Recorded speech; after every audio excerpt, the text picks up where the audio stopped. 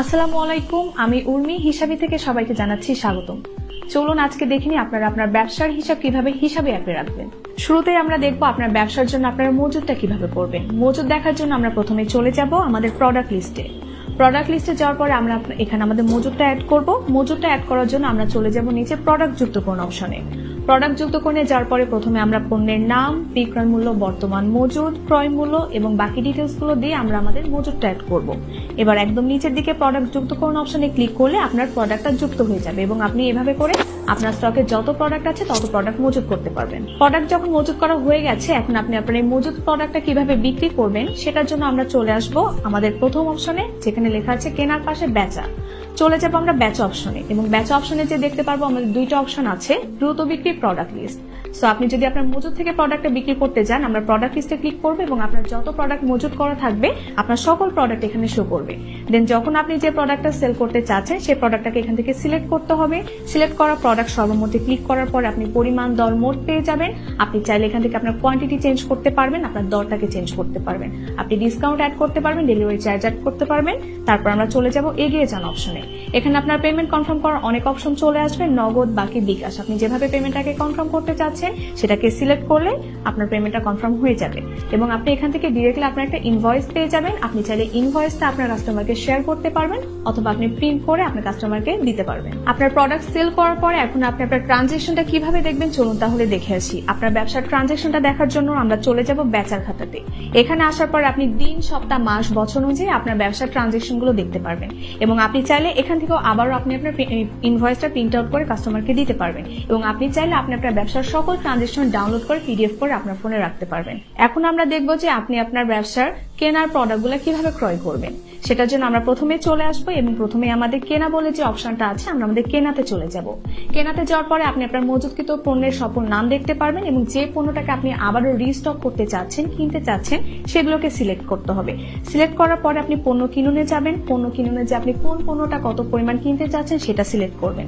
Payment কনফার্মেশনে যাবেন, আপনি আপনার সাপ্লায়ারকে ক্যাশ দিচ্ছেন নাকি বাকি দিচ্ছেন সেটাকে সিলেক্ট করে পেমেন্ট পরিশোধ করে চলে যাবেন। এখানেও একটা ইনভয়েস চলে আসবে, আপনি চাইলে ইনভয়েসটা আপনার সাপ্লায়ারকে আপনি প্রিন্ট আউট করে শেয়ার করে দিতে পারবেন। যখন আপনি আপনার পণ্যটা ক্রয় করে ফেলেছেন, আপনি আপনার ক্রয়কৃত পণ্যের ট্রানজেকশনটা দেখার জন্য চলে যেতে হবে কেনার খাতাতে।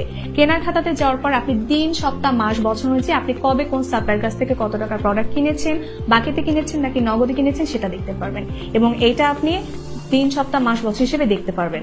এখন আপনার প্রোডাক্টটা যে আপনি কিনেছেন এবং বিক্রি করলেন, সেল করার পরে আপনার প্রোডাক্টটা স্টক থেকে কমেছে কিনা চলুন আপনার ব্যবসা অনুযায়ী আমরা সেটা দেখে আসি। সেটা দেখার জন্য আমাদেরকে যেতে হবে স্টকের হিসাবে। স্টকের হিসাবে যাওয়ার পরে আপনি যে প্রোডাক্টটাকে সেল করেছেন সেই প্রোডাক্টের স্টকটা কমেছে কিনা সেটা আপনি দেখতে পারবেন। অটোমেটিক্যালি আপনার সেল করার সাথে সাথে মজুদ থেকে মাইনাস হয়ে যাবে এবং আপনি চাইলে নিচে পণ্য সংখ্যা আপডেট করে ক্লিক করে প্রোডাক্টটাকে আবারও প্লাস মাইনাস করে কমিয়ে বাড়িয়ে নিতে পারবেন। আপনার ব্যবসার খরচটা আপনি কিভাবে রাখবেন চলুন আমরা দেখে আসি আমাদের হিসাবি অ্যাপে। আপনার ব্যবসার খরচটা দেখার জন্য আমাদের এখানে চলে যেতে হবে খরচের খাতাতে।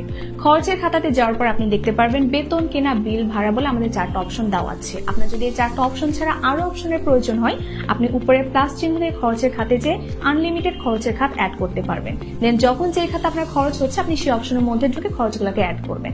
খরচগুলো অ্যাড করা হলে আপনি উপরে মোট খরচের এখানে আপনার টোটাল খরচটা দেখতে পারবেন এবং আপনি যদি ইন্ডিভিজুয়াল আপনার খরচগুলো দেখতে চান যে এক্স্যাক্টলি কোন খাতে আপনার কত খরচ হয়েছে সেটার জন্য আপনি পাশে ব্যয়ের তালিকাতে যাবেন এবং এখানে আপনি দিন, সপ্তাহ, মাস, বছর অনুযায়ী কোন তারিখে কি কি কারণে কত টাকা খরচ করেছেন সেটা দেখতে পারবেন। আপনি চাইলে এখানে ফিল্টারিং করে আপনার এক্স্যাক্টলি কোন খাতে খরচ হয়েছে আপনি সেটাও দেখতে পারবেন। এখন চলুন দেখে আসি আপনার ব্যবসা থেকে আপনার টোটাল আয় ব্যয়ের পরে আপনার ব্যবসা থেকে লাভ হলো নাকি লস হলো সেটার রিপোর্টটা আপনি কিভাবে দেখবেন। এটা দেখার জন্য আমরা চলে যাব ব্যবসার রিপোর্টে। ব্যবসার রিপোর্টে যাওয়ার পর আপনি দেখতে পারবেন আপনার এখানে দিন, সপ্তাহ, মাস, বছর অনুযায়ী টোটাল আপনার কত টাকা আয় হয়েছে, টোটাল কত টাকা ব্যয় হয়েছে, আপনি বাকিতে কত টাকা সেল করেছেন, নগদে কত টাকা সেল করেছেন, A to Z দেখতে পারবেন এবং আপনি আরো দেখতে পারবেন ইন্ডিভিজুয়াল ভাবে রিপোর্ট। আপনি একদম নিচের দিকে আসলে দেখতে পারবেন এখানে বিক্রির রিপোর্ট, ক্রয় রিপোর্ট, স্টকের রিপোর্ট, পণ্য রিপোর্ট সহ বিভিন্ন আপনার ব্যবসার রিপোর্ট। সো আপনি ইন্ডিভিজুয়াল ভাবে যে রিপোর্টটা দেখতে চাচ্ছেন সেটার উপরে ক্লিক করলে আপনি দিন, সপ্তাহ, মাস, বছর অনুযায়ী আপনি সেই রিপোর্টটা দেখতে পারবেন। চলুন দেখে নিই আপনার ব্যবসা অনুযায়ী আপনি কিভাবে আপনার বাকির হিসাবটা রাখবেন। বাকির হিসাব রাখার জন্য আমরা চলে যাব বাকির খাতাতে এবং এখানে যাওয়ার পর আপনি দেখতে পারবেন নিচের দিকে নতুন বাকি বলে একটা অপশন আছে। আপনি নতুন বাকিতে যাওয়ার পর আপনাকে দুইটা অপশন দেখাবে, পণ্য বাকি, টাকা বাকি। আপনি যদি পণ্য বাকি দিতে চান পণ্য বাকিতে ক্লিক করতে হবে, আপনি যদি টাকা বাকি দিতে চান টাকা বাকিতে ক্লিক করতে হবে। তারপর আপনি আপনার কাস্টমারের নাম, ফোন নাম্বার নাম্বার, ঠিকানা, অ্যাড্রেস সিলেক্ট করে আপনি আপনার কাস্টমারকে বাকি দিতে পারবেন।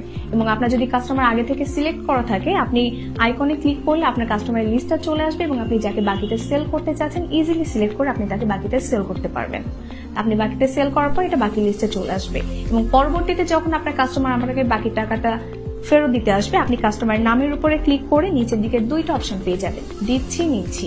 আপনি যদি কাস্টমারকে নতুন করে বাকি দিতে চান, দিচ্ছিতে যে বাকি টাকা অ্যাড করতে হবে, এবং বাকি টাকা যদি জমা নিতে চান, নিচ্ছিতে যে বাকি টাকাটা কালেকশন করতে হবে। আপনি যখন বাকি টাকাটা কালেকশন করবেন, অটোমেটিক্যালি আপনার টোটাল বাকি থেকে অটোমেটিক্যালি মাইনাস হয়ে যাবে এবং নতুন করে যখন আপনি বাকি টাকাটা দিবেন, আপনার বাকি টাকা থেকে টোটাল টাকাটা আবারও অ্যাড হয়ে যাবে।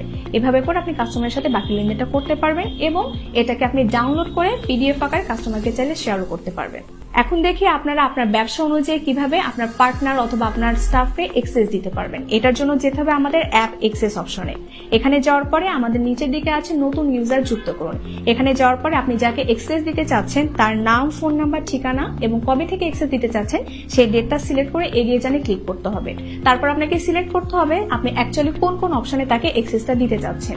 তাহলে আপনার স্টাফ বা আপনার পার্টনার ওই অপশনগুলোতে ঢুকতে পারবেন। আপনার কাছে কন্ট্রোল প্যানেলটা থাকবে, আপনি এটাকে মেনটেন করতে পারবেন। এভাবে করে আপনি অ্যাপ এক্সেসটা দিতে পারবেন। আপনার ব্যবসার জন্য আপনি কিভাবে এসএমএস দিয়ে কাস্টমারের সাথে যোগাযোগ করবেন সেটার জন্য আমাদের এখানে এসএমএস মার্কেটিং যে অপশনটা আছে এখানে যেতে হবে।